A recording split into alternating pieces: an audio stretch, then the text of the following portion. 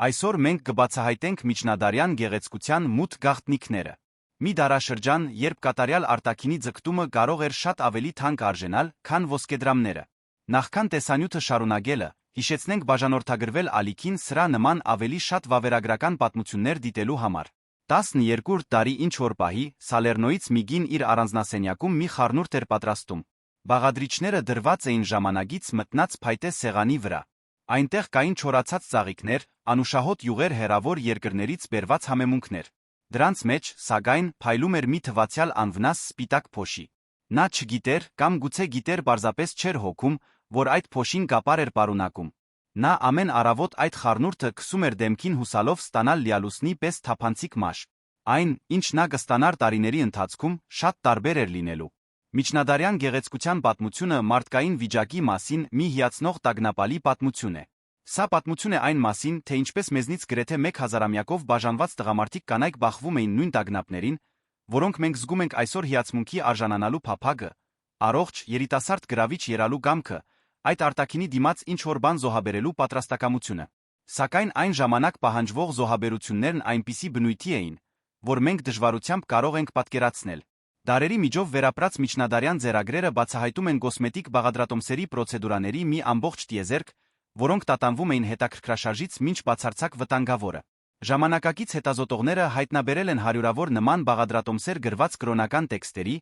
բժշկական տրակտատների աղոթագրքերի լուսանցքներում։ Գրիչ վանականները, ովքեր տեսականորեն հրաժարվել էին երկրային ունայնություններից, գրանցում էին փայլուն մազերի անթերի մաշկի բանաձեր։ Թերս նրանք դրանք նշում էին իրենց հոտի անդամներին փոխանցելու համար, կամ գուցե գաղտնի նա մտահոգված էին սեփական արտաքինով։ Լոնդոնի բրիտանական գրադարանի մի ձեռագրում գտնված բաղադրատոմսերից մեկը խոստանում էր ալիքած մետաքսանման մազեր։ Հրահանգները ճշգրիտ էին։ Ընթերցողը պետք է ամբողջ գլուխը ծածկեր թարմ կանաչ պղպեղախոտով, աղով քացախով։ Այնուհետ պետք է գլխամաշկը շփեր այրված կանաչ մողեսի մոխրով խառնված յուղի հետ։ Բաղադրատոմսը չէր բացատրում, թե ինչու մողեսը պետք է հենց կանաչ լիներ, կամ ինչ մոգական հատկություն կհաղորդեր այդ կոնկրետ գույնը բուժմանը։ Նման մանրամասները գորել են ժամանակի մշուշում։ Մեկ այլ ձեռագրում, որը ծագումով Լեհաստանից էր, կային մազերը ներգելու հրահանգներ։ Բաղադրատոմսը պահանջում էր ագրավի ձվեր, որոնք պետք է գոտրել քսել մազափնջերին։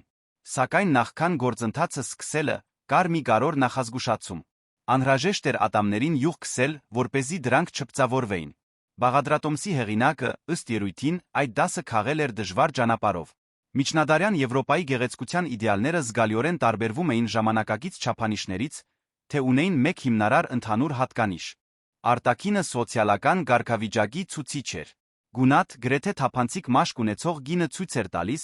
որ կարիք չունի աշխատելու դաշտերի այրող արի տակ։ Նրա գունատությունը արտոնյալ կյանքի ապացույցն էր անցկացված ամրոցների առանձնատների ստվերում։ Արահարված մաշկը, ընդհակառակը, մատնում էր ֆիզիկական աշխատանքը ծառայողական վիճակը։ Միջնադարյան կանացի իդեալը ներառում էր այլ յուրահատուկ հատկանիշներ։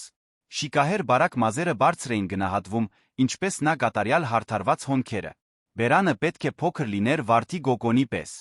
Աչքերը պետք է լինեին մեծ արտահայտիչ, իսկ ճակատը զարմանալիորեն պետք է լիներ լայն բարձր։ Այդ ժամանակի կանայք նույնիսկ հեռացնում էին մազերի եզրագիծը ավելի ցայտուն ճակատի տպավորություն ստեղծելու համար,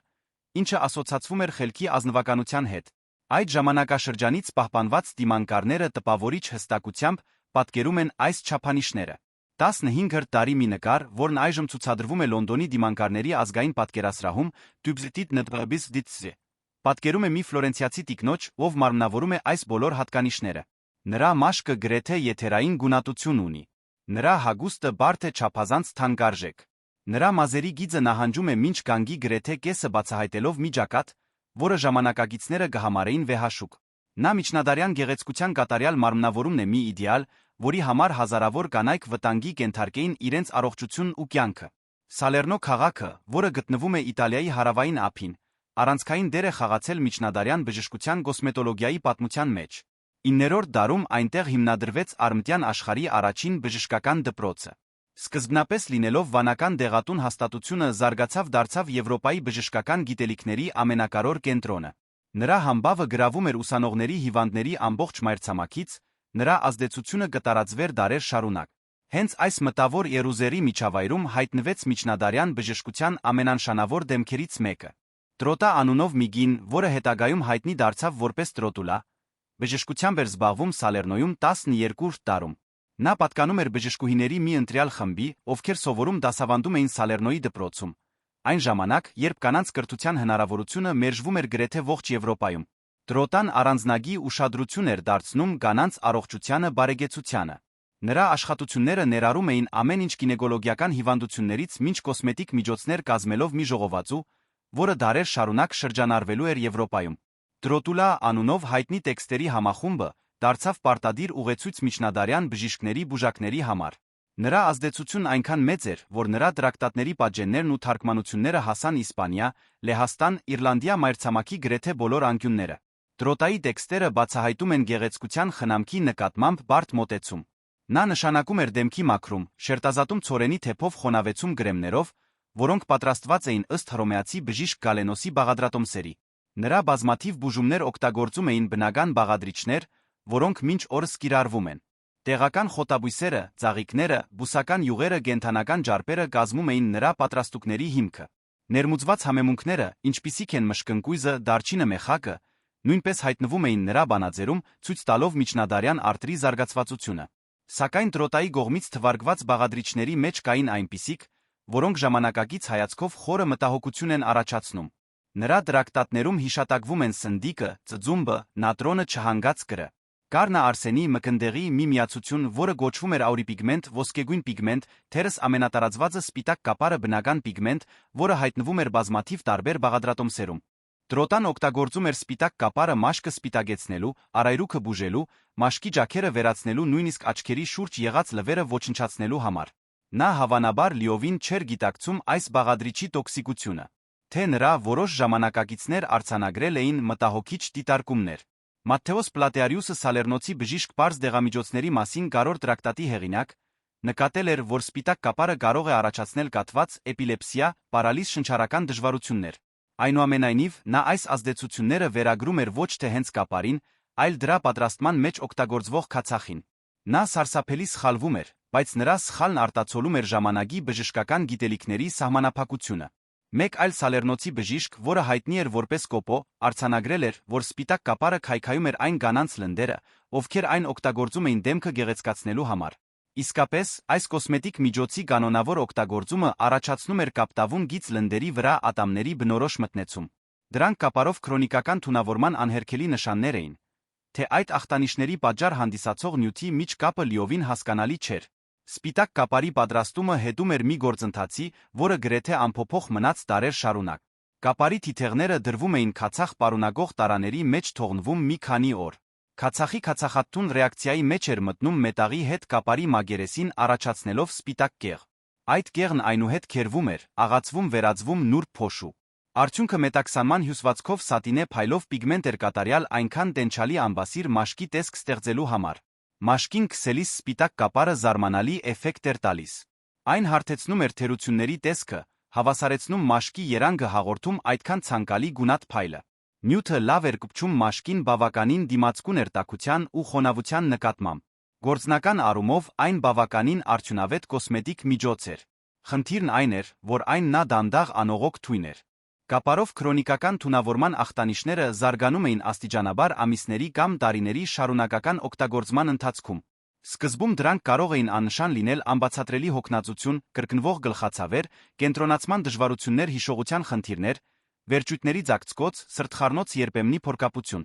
Այս ախտանիշները հեշտությամբ կարող էին վերագրվել այլ պատճառների, հաճախ այդպես էլ լինում էր։ Ժամանակի ընթացքում, սակայն, ազդեցությունները դառնում էին ավելի ծանր, դժվար անտեսելի։ Մաշկը, պարադոքսալ կերպով, սկսում էր քայքայվել։ Հայտնվում էին ցաներ, բծեր, ջաքեր, որոնք պահանջում էին ավելի շատ կոսմետիկա դրանք քողարկելու համար, ստեղծելով աջող օգտագործման գնալով ավելի մեծ վնասների արատավոր շրջան։ Մազերը սկսում էին թափվել, հատկապես ճակատային հատվածում։ Ատամները թուլանում էին, թափվում։ Քրոնիկական գաստրոինտեստինալ, ստամոքս աղիքային խնդիրները կյանքը դարձնում էին թշվառ։ Նյարդաբանական խանգարումները կարող էին հանգեցնել մտքի շփոթության, դանդաղախոսության, նույնիսկ պարալիզի։ Արդյոք միջնադարյան կանայք գիտեին այս ռիսկերի մասին։ Պատասխանը բարդ է բացահայտող։ Ոմանք, անշուշտ, անտեսում էին իրենց կոսմետիկայի հիվանդությունների միջ կապը։ Սակայն մյուսները հիանալի գիտեին, որ իրենց դեմքին քսվող բաղադրիչները վտանգավոր են, այնուամենայնիվ շարունակում էին օգտագործել դրանք։ Այս թվացյալ իրացիոնալ ընտրությունը հասկանալու համար անհրաժեշտ է հասկանալ այն սոցիալական համատեքստը, որում ապրում էին այդ կանայք։ Միջնադարյան հասարակության մեջ կանացի գեղեցկությունը շատ ավելին էր, քան անձնական ունայնության հարց։ Այն փոխանակման վճարամիջոց էր մի աշխարհում, որտեղ կանայք ունեին չափազանց քիչ իշխանություն կամ ինքնավարություն։ Գեղեցիկ դեմքը կարող էր նշանակել տարբերություն շահավետ ամուսնության զրկանքներով լի կյանքի միջ։ Այն կարող էր որոշել մի ամբողջ ընտանիքի սոցիալական դիրքը։ Այն կարող էր, բառացիորեն, լինել գոյատման թշվառության միջ ընկած տարբերությունը։ Այս համատեքստում գապարով թունավորման ռիսկերը թերս ընդունելի էին թվում։ Ազդեցությունները աստիճանական էին, ի հայտ էին գալիս միայն դարիների օգտագործումից հետո։ Օգուտները, ընդհակառակը, անմիջական էին շոշափելի։ Ավելի բաց հարթ մաշկը կարող էր բացել դռներ, որոնք հակառակ դեպքում փակ կմնային։ Եվ միշտ կար հույսը, գուցե միամիտ, որ վատթարագույն հետանքներից կարելի է խուսափել կամ դրանք նվազագույնի հասցնել։ Միջնադարյան կոսմետիկայի պատմությունը, սակայն, չի սահմանափակվում առօրյայում օգտագործվող համեմատաբար անմեղ, թե վտանգավոր միջոցներով։ Այս պատմության մեջ կա մի ավելի մութ գլուխ, որը ներառում է մահ, հանցագործություն կանացի ազատագրման մի այլասերված 16-րդ դարի Ֆլորենցիայում Պրուդենցա Դանի անունով մի կին ապրում էր այն, ինչը թվում էր սովորական կյանք այդ ժամանակի չափանիշներով։ Նա 5 երեխաների մայր էր Մատյո Տեկ անունով մի մարդու կինը։ Սակայն այս բնականոնության մակերեսի տակ միանգամայն այլ բան էր ծավալվում։ Պրուդենցան դժբախտ էր իր ամուսնության մեջ։ Նրա տառապանքի կոնկրետ մանրամասները գորել են պատմության մեջ, սակայն նրա դժբախտությունը բավականին խորն էր նրան ծայրահեղ որոշման դրդելու համար։ Նա որոշեց սպանել իր ամուսնուն։ Եվ դրա համար նա դիմեց մի հին ծանոթի կասկածելի հեղինակություն ունեցող մի մարդու,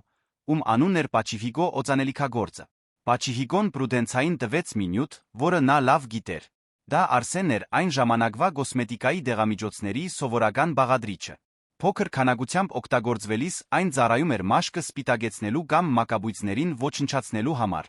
Մեծ չափաբաժիններով այն մահացու թույն էր։ Պրուդենցան Արսենը տվեց իր ամուսնուն, հավանաբար փոքր աստիճանական չափաբաժիններով, որոնք նմանակում էին բնական հիվանդության ախտանիշները։ Երբ Մատյո Տեկը վերջապես մահացավ, նրա մահը վերագրվեց բնական պատճառների։ Պրուդենցան կարծեց, թե անպատիժ էր մնացել։ Սակայն հետո մի նամակ հայտնաբերվեց։ Այդ նամակում Պրուդենցան գրել էր, որ գծացնի, թե Արսենը իր երեխաների գլխի լվերը բուժելու համար է։ Դա հավանական արդարացում էր, քանի որ Արսենը սովորաբար օգտագործվում էր այդ նպատակով։ Սակայն նամակը բացահայտում էր գնման հետում եղած իրական մտադրությունը կնքեց Պրուդենցայի ճակատագիրը։ Դատավճիռը արագ եղավ։ Այդ ժամանակի արձանագրությունները նկարագրում են, թե ինչպես Սանտա Մարիա դելլա Գրոտա ալ Տեմպիո Քոթվու Թոմբրուն Ջեդզուն դպրին 8 եղբայրության ընկերակցությունը, որը պատասխանատու էր մահապատժի դատապարտվածներին օգնելու համար, ուղեկցեց Պրուդենցային նրա վերջին պահերին։ Փաստաթղթերը պնդում են, որ նրա հանցագործությունը կատարվել է դիվային դրդմամբ, թերս վատ հեղինակություն ունեցող մարդկանց ազդեցությամբ, ովքեր գրավվել էին նրա գեղեցկությամբ ու շնորհքով։ Ապրիլի 26-ին Պրուդենցան գլխատվեց քաղաքացիական բանտի դիմաց հատուկ կառուցված բեմի վրա Սուրբ Ապոլինարիուսի Քութվի Ունտրստմբֆ եկեղեցու մոտ։ Այս գործի մասին մի գրքույկ հրատարակվեց հետագայում հայտնի դարձավ իտալական քաղաքներում։ Դրանում Պրուդենցան ասում է, որ ոչ ոք չէր հավատա, թե նման գեղեցկությունը կարող էր զուրկ լինել աջակցությունից, ուժից կամ հովանավորությունից, սակայն տիրոջ արդարությունը քիչ հովանավորություն ցույց տվեց նրա գեղեցկությանը։ Պամֆլետը շեշտում էր, թե ինչպես գեղեցկությունը ոչինչ չէր նշանակում, երբ մարդ առնաշաղախ էր, իսկ գլուխը բաժանված էր սպիտակ մարմնից։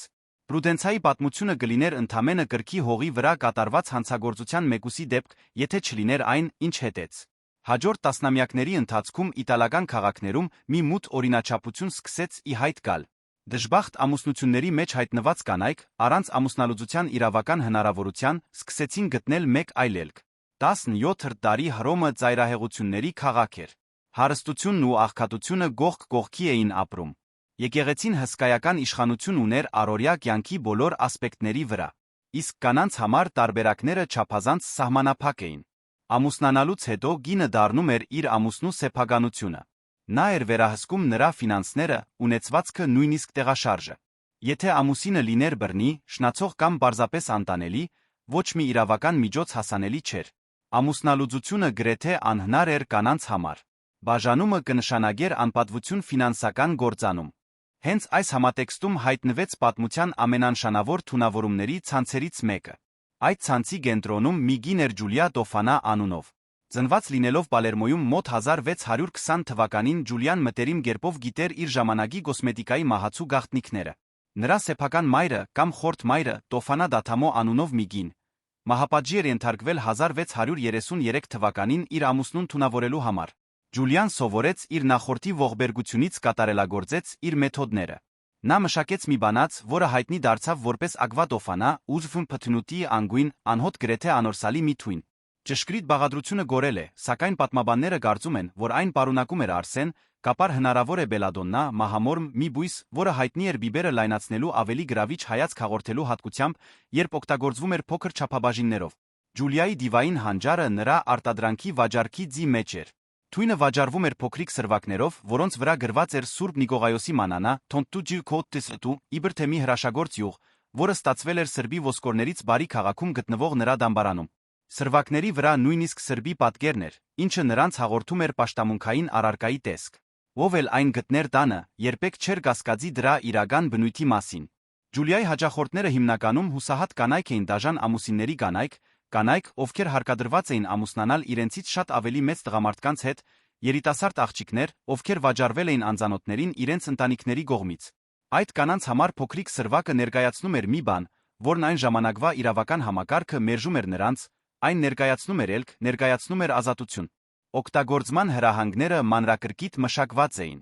Կինը պետք է փոքր չափաբաժիններով թույնը տար ամուսնուն մի քանի օրվա կամ շաբաթվա ընթացքում։ Առաջին ախտանիշները նման կլինեին սովորական մրսածության։ Հաջորդող չափաբաժինների հետ ախտանիշները կվերածվեին ծանր գրիպի նմանվող վիճակի։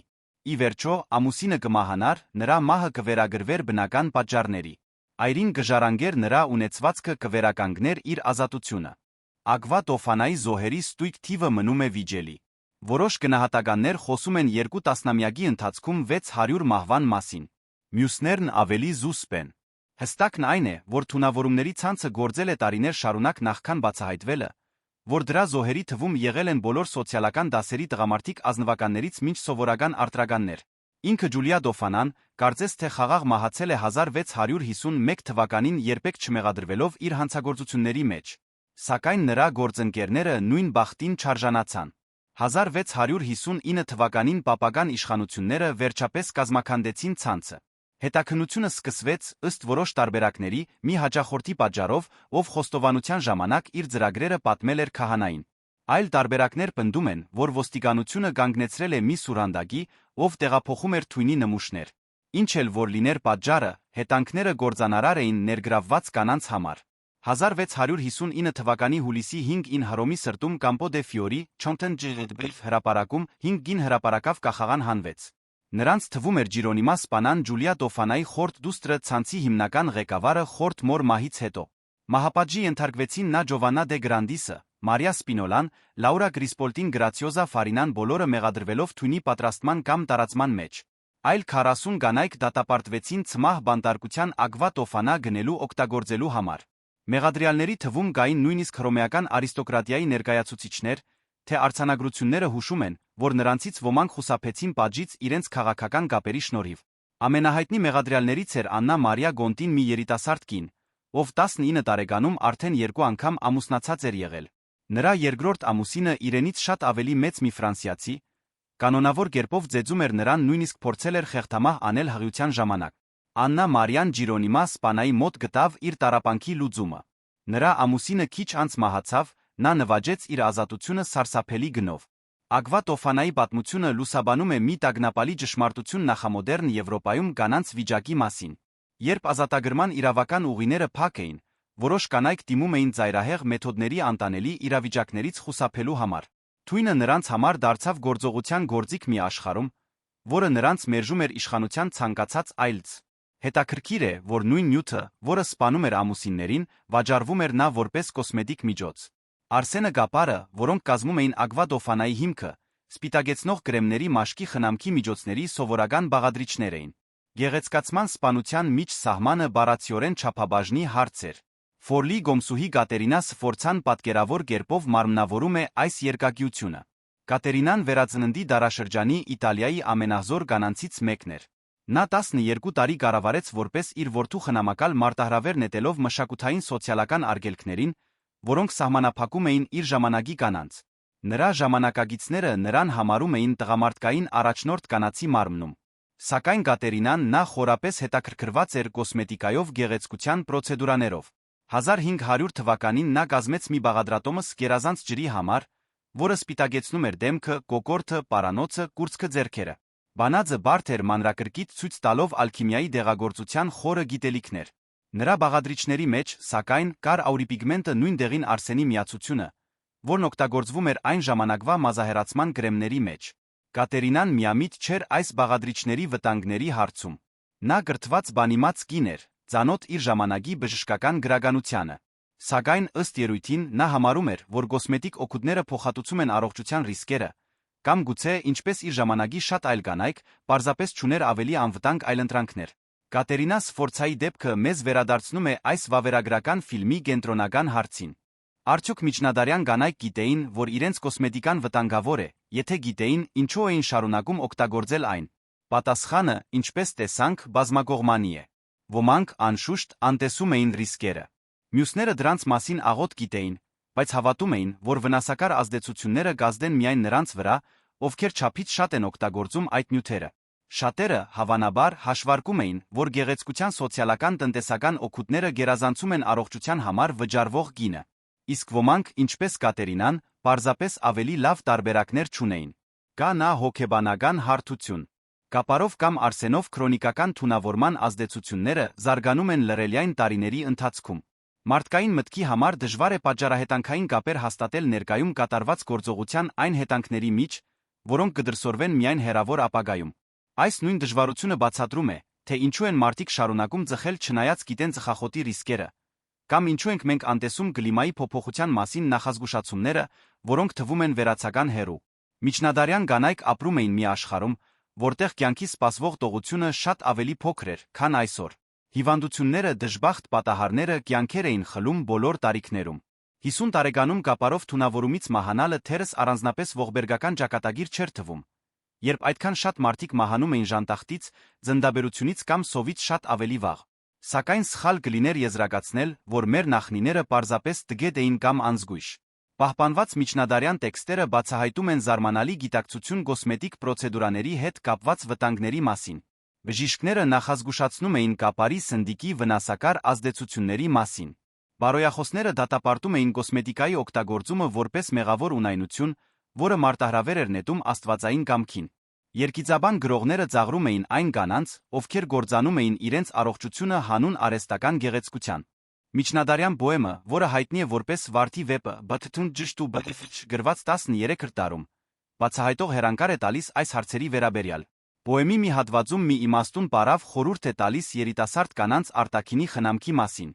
Նա հանձնարարում է միշտ իրենց սենյակներում տուփերի մեջ թաքցրած քսուքներ ունենալ դեմքը ներկելու համար։ Սակայն նախազգուշացնում է, որ պետք է զգույշ լինեն, որպեսզի ոչ մի հյուր չկարողանա տեսնել կամ զգալ դրանք, քանի որ դա կարող է մեծ խնդիր առաջացնել։